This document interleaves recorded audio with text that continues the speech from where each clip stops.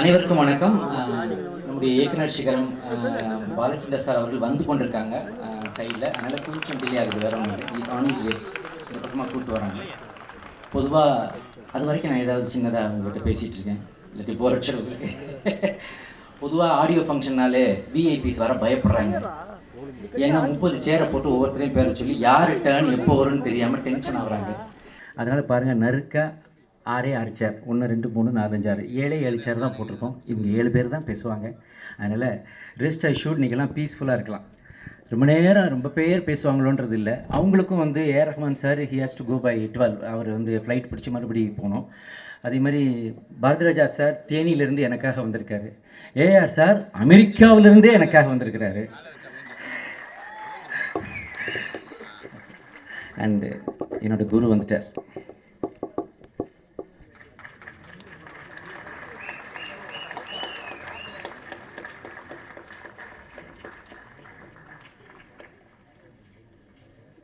எல்லாம் தமிழ் திரையுலகம், ஏன் இந்திய திரையுலகம், ஏன் உலக திரையுலகத்தின் சார்பில் நிறைய பேர் இருக்கிறதுனால எல்லோரும் ஒரு விதமான பயம் கலந்த டென்ஷனில் இருக்கீங்க.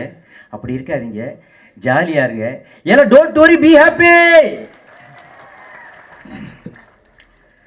வந்திருக்கும் திரையுலக பீஷ்மர்களே, மேடையில் இருக்கும் பெரியோர்களே, மற்றும் எனது நண்பர்களே, மற்றும் பத்திரிகை துறையை சார்ந்த நண்பர்களே, மற்றும் மதையானை கூட்டம் போல் இங்கே நின்று ஃபோட்டோ எடுத்துக்கொண்டிருக்கும் ஃபோட்டோகிராஃபர்ஸ்களே, மற்றும் இணையதள நண்பர்களே, மற்றும் எனக்காக ட்வீப்பிள்ஸ் நிறைய பேர் வந்திருக்காங்க ட்விட்டர்ஸ்லேருந்து. அவங்க எல்லாருக்கும் ஒரு வணக்கம் சொல்லிக்கிறேன். உங்கள் அனைவருக்கும் வணக்கம். காலம் மிகவும் குறைவாக இருப்பதால் ஷார்ட் அண்ட் ஸ்வீட்டாக என்னுடைய வரவேற்புரை முடிச்சுக்கிறேன்.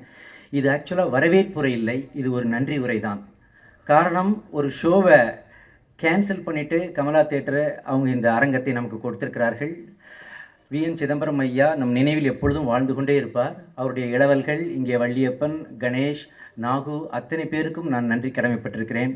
அதே மாதிரி கமலா தேட்டர் அத்தனை ஊழியர்களுக்கும் முதல் நன்றியையும் வணக்கத்தையும் தெரிவிச்சுக்கிறேன். அப்புறம் இந்த படத்தை பொறுத்த வரைக்கும் டைரக்டர் கண்ணனுக்கு என்னுடைய ஸ்பெஷல் தேங்க்ஸ் நான் சொல்லணும். எங்கே இருக்கார் சார்? டைரக்டர் கண்ணனுக்கு என்னுடைய ஸ்பெஷல் தேங்க்ஸ் சொல்லணும். ஏன்னா கிட்டத்தட்ட 3 வருஷமாக இந்த கதையை அவர் வச்சுக்கிட்டு என்னைய பண்ண சொல்லி கேட்டுட்டு இருந்தார்.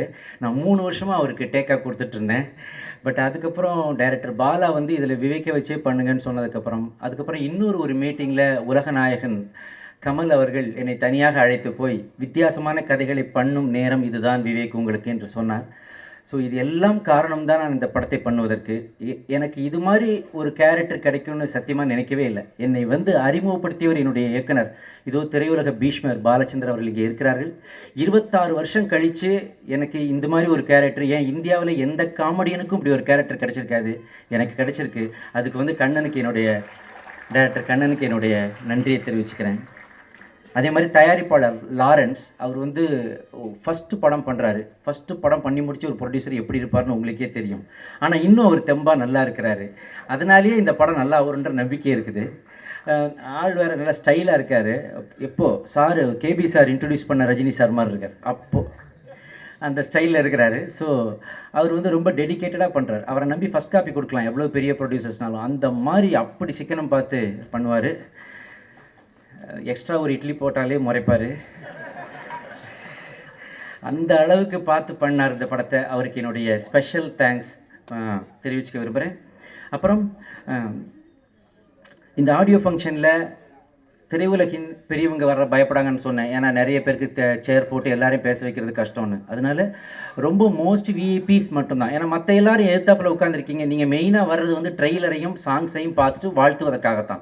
அது நீங்கள் எங்கேருந்து பண்ணாலும் எங்களுக்கு ஓகே தான். ஸோ எல்லோரும் வந்தாக்க எல்லோரும் பேசி முடிக்கிறதுக்குள்ளே cycle token, bike token, car டோக்கன்லாம் எல்லாம் டென்ஷன் ஆகுறாங்க. ஸோ அதனால் we have made it a crisp phone. இதை நான் ஏற்கனவே ஒரு மேடையில் பாரதிராஜா சார்ட்டையும் பேசியிருக்கேன், விக்ரமன் சார்ட்டையும் பேசியிருக்கேன், கேஆர் சார்ட்டையும் பேசியிருக்கேன். அது முதல்ல நாங்கள் இப்போ அமுல்படுத்துகிறோம் இதில். ஸோ அதை உங்கள்கிட்ட சொல்ல விரும்புகிறேன். இப்போது இந்த மேடை சாதாரண மேடை அல்ல. இவர்கள் யாரும், இது வந்து என்னோட படத்துக்கு வந்து விஐபிஸ்ன்னு சொல்லலை, ஜென்ரலாகவே இங்கே வந்திருக்கும் யூத், சினிமாவில் வெற்றி அடைய விரும்புபவர்கள், சினிமாவில் இன்னும் வெற்றி கிடைக்காமல் போராடி கொண்டிருப்பவர்கள் எல்லாம் மேடையில் வீற்றிருப்பவர்களை கொஞ்ச நேரம் பாருங்கள். இவங்க யாரும் அதிர்ஷ்டத்தினால் ஜெயித்தவர்கள் அல்ல. இவர்கள் அத்தனை பேரும் கடின உழைப்பாலும் முயற்சியாலும் பெரும் பெரும் சோதனைகளையும் வேதனைகளையும் தாண்டி இன்று ஜெயித்திருக்கின்ற மகா பெரும் சாதனையாளர்.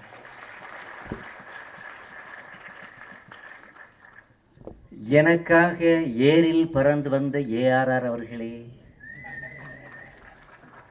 இங்கே இருக்க தேனியிலிருந்து பாரதிராஜ் சார் வர்றதுக்கே நாங்கள் ரொம்ப கஷ்டப்பட்டு அவரை மறுபடியும் இங்கே வர வச்சோம் இந்த நிகழ்ச்சிக்காக.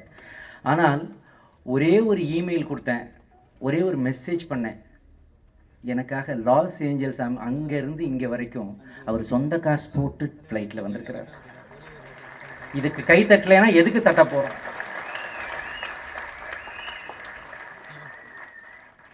அதாவது பணிவு, உழைப்பு, தன் வேர்களை மறக்காத தன்மை. பணிவு, உழைப்பு, தன் வேரை மறக்காத தன்மை. இதற்கு உதாரணம் ஒரு மனிதனின் வெற்றியை பாருங்கள் இளைஞர்களே. எதனால் இவ்வளவு தூரம் உலக சிகரங்களை போய் தொட்டிருக்கிறார், உலக அளவுக்கு உயரத்தில் போய் நம்முடைய ஏஆர் ரஹ்மான் இருக்கிறாரு. ஆனால் அவர் ஒன்று சொன்னார். அவருடைய மிகப்பெரிய விருதை வாங்கும்போது ஒரு வார்த்தை சொன்னார், எனக்கு ரொம்ப பிடிச்ச வார்த்தை.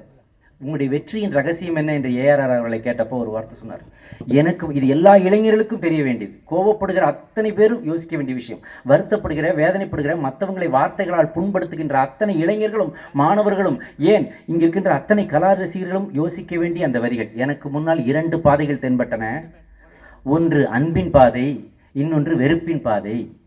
நான் அன்பின் பாதையை தேர்ந்தெடுத்தேன் என்று சொன்னார்.